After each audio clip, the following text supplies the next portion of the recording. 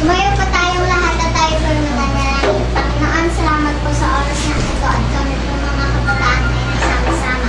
Nawa po ay marami po kami matutunan sa araw na ito sa pangalan ni Jesus, aming Panginoon. Amen. Buksan po natin ang